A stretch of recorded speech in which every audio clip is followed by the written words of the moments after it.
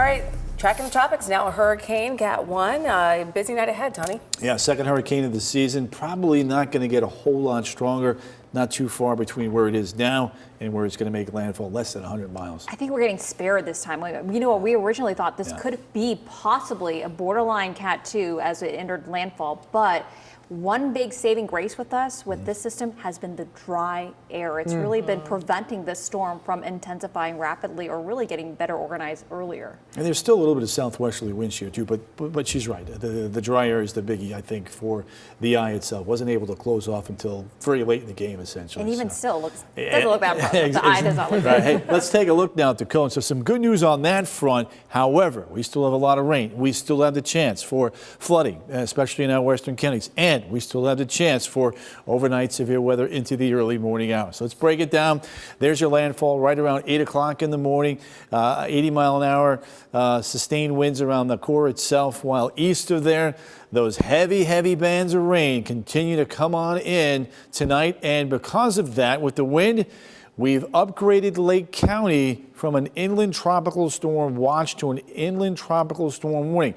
What's the significance of that? That means that we are anticipating winds to be at or above tropical storm force winds overnight tonight and during the early morning hours. So again, look at the winds, 45 here, Lake County, a little bit stronger north and west, a little bit lighter though off to the south and east. But if you get a squall line coming in or a feeder band, even in Brevard County, just like tonight, very easy to get a 45-mile-an-hour plus wind. There's the eye.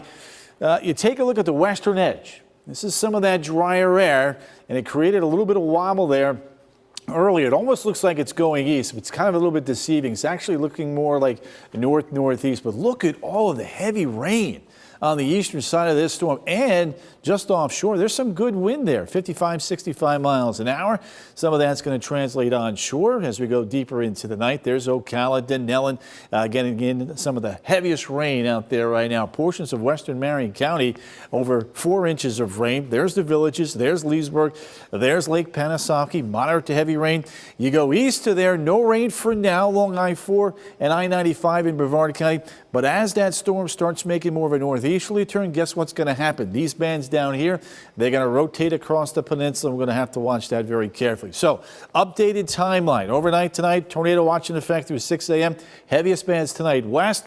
Everything will kind of move more towards the northeast tomorrow. So, watch the severe weather threat, including tornadoes in the morning and some gusty winds. Tomorrow afternoon, more squalls, more strong storms, but the tornado risk should be north and east of town, Cam. That's right. You talked about those heaviest rain bands will be mostly off to our west. Well, here we go. Here's a look around 2 a.m. This is what the setup's going to look like, unfortunately, overnight while you're sleeping. And so for folks along I-75, make sure you have ways, or all of Central Florida really, have a way to get severe weather alerts, because embedded in these heavy bands could be an isolated severe thunderstorm or two, or even thunderstorms that cause tornadoes. So that's why we're keeping a very close eye on this as we go into around 5 to 6 o'clock in the morning. Still heavy rain bands pushing through our area. This could likely impact that morning drive into work. And then as we go into around 9 o'clock, still very heavy bands, especially off to our west. And look at those winds about 40 to 50 miles per hour in some areas. And then as we go into late tomorrow afternoon around noontime,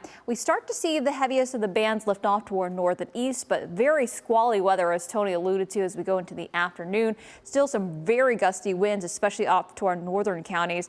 By 5 o'clock, on and off rain showers that could also impact that evening drive. But thankfully, as we look ahead for Tuesday, though, the heaviest of the rain showers and thunderstorms will lift off to our north and east as Debbie moves away from us.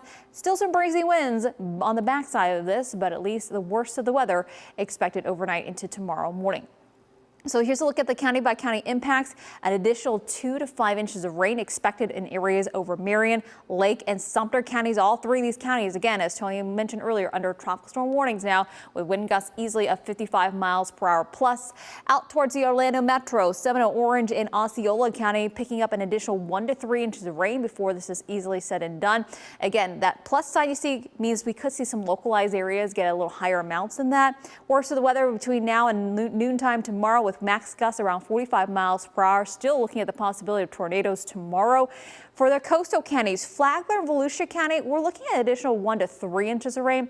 In Brevard County and south, about 1 to 2 inches of rain, max gusts of 50 miles per hour, especially for Flagler County. That's not the only area that we're tracking in the tropics. We have Hurricane Debbie, but we also have this wave we're tracking that has about a 30% chance of development. Thankfully, this is moving due west, not expected to enter the Gulf of Mexico for now.